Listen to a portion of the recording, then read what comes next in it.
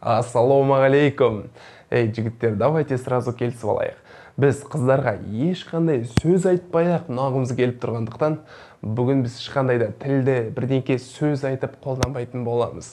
Тек қана өзіміздің жүріс-тұрысымызды, жестыларымызды, яғни дене тілін қолдану арқылы қыздарды сындырамыз. Егер де сен өзінің тартымдылығыңды 6-дан 11-ге көтеріп тастаған келсе, онда видеоны ең соңына дейін көр.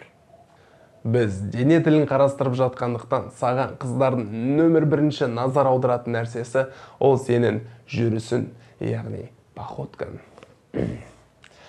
Жігіттердің барлығы офисный планктон болып кеткендіктен, олар барлығы бейт бастарын түсіріп алады, жерге қарап алады, ентігіп балай суетливо кетеді ғой, тігілік. Ал бірақ досым, егер де сен қыздарға ұнағың келсе, бұл жүріс сенің таңдауың емес. Сондықтан да мен қалаймын, келесі жолы сенің бастықтарын «Ей, Шигол, бергеш!» десе, сендер алыңдарды, бүйтіп тұрыңдарды, иықтарыңды дүзеп ап, иекті көтеріп, оның көзіне тура қарап, асықпай өз бабымен иықтарыңды сілкіп жүргендеріңді қалаймын. Егер де универіндегі лекционный кабинетке осылайнан кіріп келетін болсан, мен саған сөз беремін. Барлығы саған қарайтын болады. Мынау кім тағы? Деген сияқты таңғалады. Жарайсың жігітім, жүріп үйрендік. Ал отыруың қалай? Отыру өте оңай.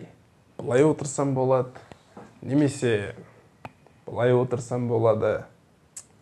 Бұл жерде ең бастысы бұл кішкене болсын көбірек кеңістік алып, иықты түзу ұстап, кеудені үстіңе көтер қойып, бұтты максимально ашық қойып, чтобы барлығы мына екі ортада не бар екендігін талжындай. Ең бастысы бұл бүйтіп бүкірейіп ап, немесе бүйтіп кішірейіп отырмасан болды. Себебі бұл сені сенімсіз адам ретінде көрсетеді. Қыздарға ешқандай сөз айтпай-ақ ұнаудың нөмір 3-ші жолы ол жақсы киіну. Ей, мен саған қазір мынаны ки, ал мынаны киме деп айтайын деп жатқан жоқпын. Бар болғаны жігітім, өзіне тура дәл сиятын өз размеріндегі киім-кешекті киші, пожалуйста.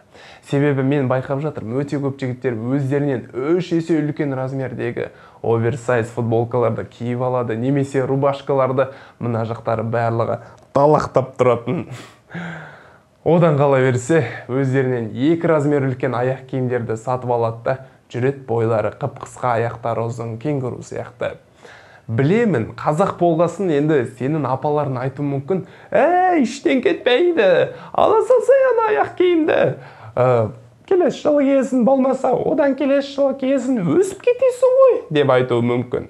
Бірақ, жоқ апа, кешір, мен үйтіп киін алмайым деп айта біліңдер. Потому что, когда сен тура өзіне дәл сиятын киім-кешекті кисен, сен максимально әдемі әрі приталенный болып тұрасың. Ал қыздар бұны точно бағалайды. Нөмір 4-ші бұл көзбе-көз контакт. Жарайсың жігітім, сен жақсы жүруді үйрендің, жақсы киінуді де үйрендің. Енді қыздардың барлық назары сенде. Олар саған қараса не істейсің? Көп жігіттер қыздар оған бүйтіп қарай қалса, олар бірден бүйте қалады. Яғни олар ана қыздың қарап тұрғанын көрмей тұрған сияқты кейіп танытады. Ал бұл өте үлкен қателік.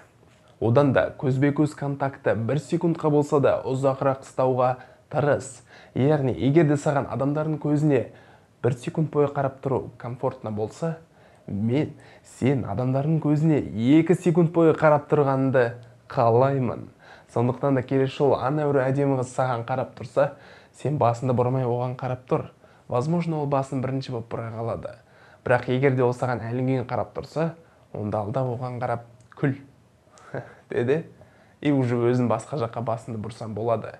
Осыдан кейін саған ана қызбен танысу өте оңай болады.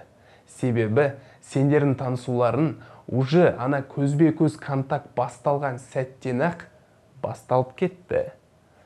Оны түсінген адам, оны өзінің артықшылығына қолдана біледі.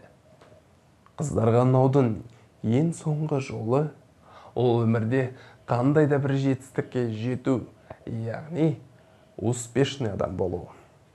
Бұны енді жігіттер мен сендерге түсіндірмей қойсам болады деп санаймын. Себебі бұл негізгі основа, бұл база болып табылады. Кейбіреулер айтуы мүмкін, ақшаң көп болса болды емес пе деген сияқты. Жоқ.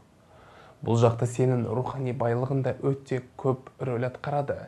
Яғни сенің мышлениең, сенің амбициозный болуын, сенің бір мақсаттан екінші мақсатқа жете білуін, қандай да бір қиын жағдайға қарамастан дисциплиналы түрде қатты жұмыс жасай білуін, егер де сенде осындай качестволар бар болатын болса, онда кез келген адам сенен тамсанатын болады.